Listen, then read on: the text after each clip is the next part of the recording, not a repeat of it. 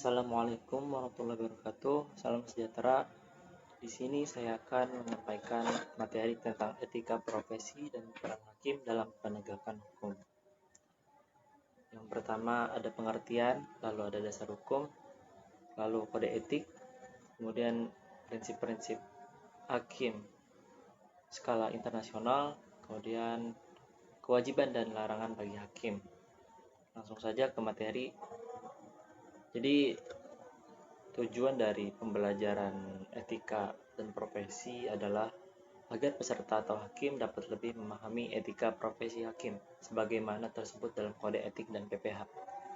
Kemudian dalam penanganan perkara ekonomi syariah dapat melaksanakan tugas dengan sebaik-baiknya dan menghindari pelanggaran. Kemudian yang ketiga, memberikan kebahagiaan karena dapat meningkatkan pelayanan terbaik kepada masyarakat pencari keadilan. Lalu apa sih pengertian kode etik dan PPH?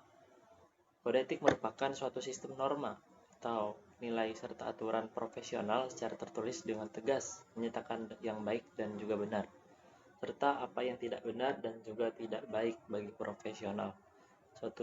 Kemudian pengertian yang kedua, suatu pola aturan, tata cara, tanda, pedoman etis di dalam melakukan suatu kegiatan ataupun suatu pekerjaan. Lalu dasar hukum tentang kode etik dan PPH. Nah, dasar hukumnya itu tercatat dalam keputusan bersama KMA dengan KY nomor 047 garing KMA garing 2009 dan 02 garing KY garing 2009. Kemudian yang kedua ada keputusan bersama KMA dengan KY nomor 2 garing PB garing KMA garing 2012 dan 02 garing PP garing KY garing 2012 PEPPH. Lalu ini adalah prinsip-prinsip yang disusun oleh hakim dari beberapa negara dunia sebagai standar kode etik. Yang pertama ada kemandirian. Nah, prinsip kemandirian adalah syarat utama bagi hakim agar ditegakkannya aturan hukum dan jaminan dasar atas pengadilan yang adil. Oleh karena itu, seorang hakim harus menegakkan dan memberi contoh atas kemandirian, baik secara perorangan maupun secara kelembagaan.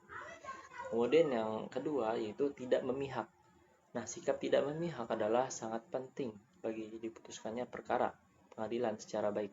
Hal itu berlaku tidak saja pada keputusan itu, namun juga diputuskannya sebuah perkara. Kemudian yang ketiga, prinsip integritas. Nah, integritas adalah penting sekali dalam pelaksanaan jabatan hakim. Kemudian nilai keempat ada nilai kesopanan.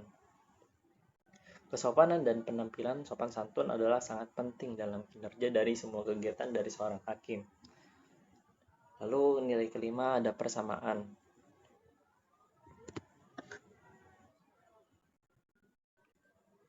Prinsip persamaan. Menjamin persamaan perlakuan semua pihak adalah penting sekali untuk kinerja yang baik dari jabatan kehakiman.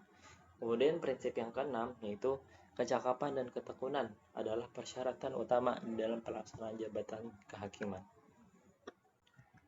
Lalu ada langkah inovatif yang dilakukan oleh MA.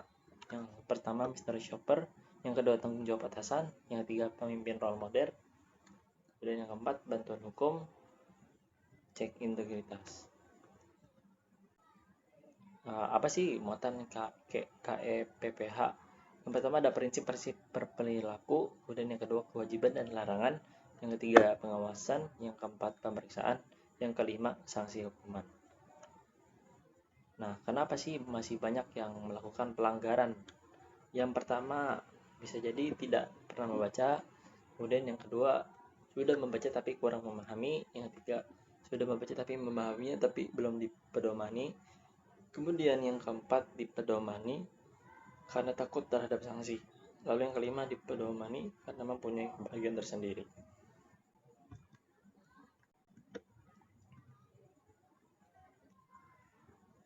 Nah, ini prinsip-prinsip dasar panduan kode etik dan PPH.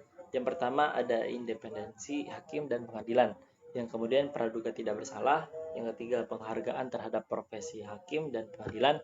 Yang keempat transparansi. Yang kelima akuntabilitas.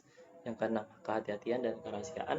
Yang ketujuh efektivitas dan efisiensi. Yang kedelapan perlakuan yang sama. Dan yang terakhir kemitraan. Oke, begitu saja yang saya sampaikan. Kurang lebih mohon maaf. Wassalamualaikum warahmatullahi wabarakatuh.